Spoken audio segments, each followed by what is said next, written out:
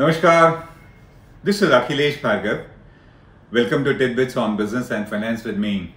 The shocking giant 1 lakh crore plus ILFS scam, which broke out sometime in September-October 2018, was possible and it was perpetrated for almost a decade according to us because of bogus financial statements prepared by its management and very willingly certified as true and fair by its statutory auditors, who incidentally happen to be members of the Big Four giant multinational accounting firms.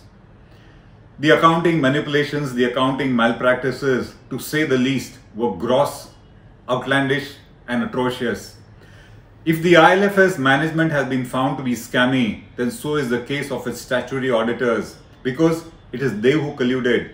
They were aware that the financial statements being signed by them were utterly false and fraudulent, but they yet did so, and they certified them to be true and fair without any reservations, making it a very clean audit report.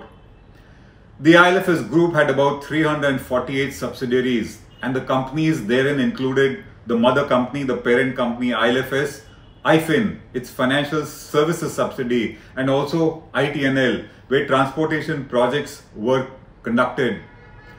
These companies, ILFS, ITNL and IFIN, are the ones where the funds were rotated, where the window dressing was done in a manipulative manner, and where the fraud was in fact committed.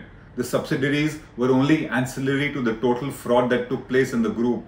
And these companies, ILFS, ITNL and IFIN, incidentally, were audited by the Big Four. The auditors were Deloitte, KPMG and EY.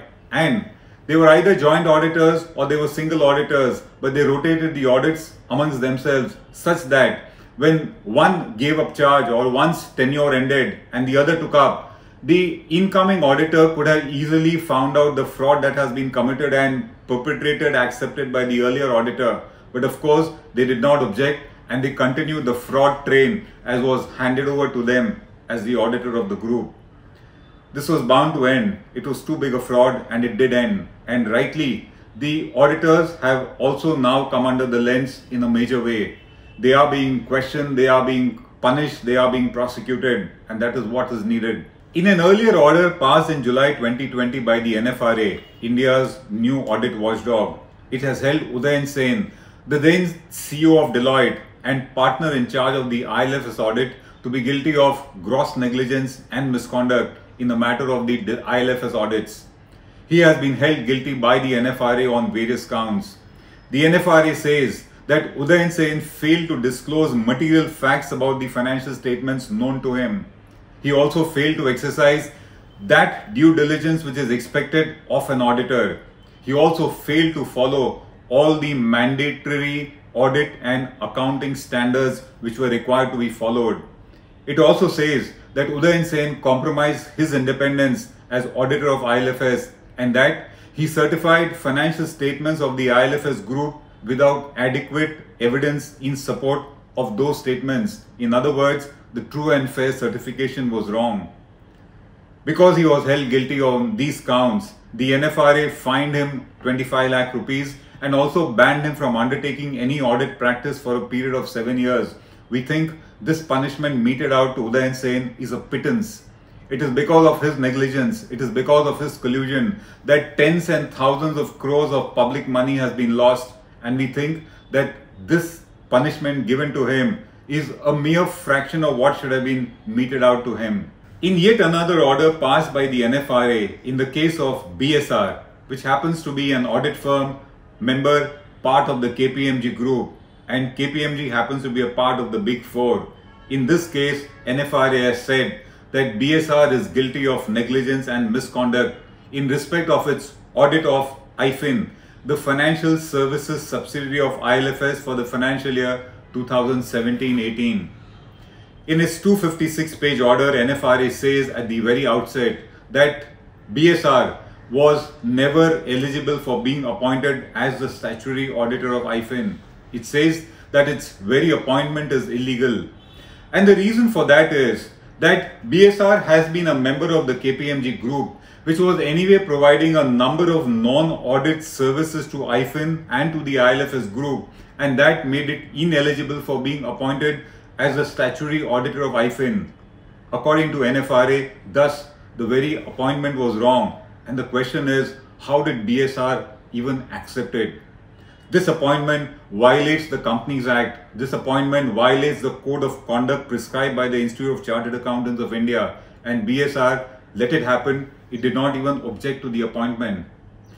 BSR obviously had business relationships with IFIN at the date of its appointment, and NFRA rightly points out that it could not have accepted that appointment. Further, it says that BSR was aware that the financial figures stated in the balance sheet and profit and loss account of IFIN that it was certifying were not correct, they were wrong. It yet went along with the management and certified them as true and fair.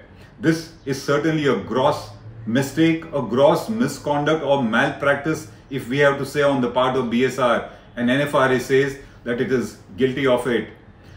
NFRA further points out that for the financial year 17-18, when BSR was the auditor of IFIN, the profit of IFIN was overstated by 609 crores. It actually had a loss of 407 crores, but what was stated was a profit of 202 crores. And for that, very knowingly, BSR ensured that certain derivative instruments and investments of IFIN were overvalued, giving it some bogus profits. It also overvalued its investments. It did not provide for the impairment or losses of investments, and certain provisions were written back in order to provide profits for the year. Therefore, loss of 407 crores was shown to be profit of 202 crores, and NFRA holds BSR guilty of it. It further says that BSR had no sufficient or appropriate evidence in order to support the very financial statements of IFIN that it signed. Its audit documents were unfit, they were insufficient, and it says that there were structural and systemic deficiencies in the very audit process and documentation collection by BSR when it conducted the audit of IFIN. It just did not have any adequate justification for the issue of its audit report, and it thus is guilty of gross negligence, gross misconduct. BSR's response to the NFRA order was on very expected lines according to us. BSR says that the facts and circumstances that were put to the NFRA have not been duly considered, implying that the order is not correct according to it. And BSR says that it is seeing what further actions it needs to take. What are the larger issues that emerge here? The larger issues that emerge here are that it is noted that in most mega frauds and corporate failures because of frauds, somewhere or the other, there has been a Big Four auditor. We have noticed very often that no action has been taken against them. After all, they are influential, powerful, and extremely resourceful. Take the case of just Deloitte. Last financial year, its global turnover was to the tune of $35 billion, which is more than the GDP of perhaps a small nation. And that explains why so far the system has been very lenient, it has been very easy on them, and appropriate action has not been taken.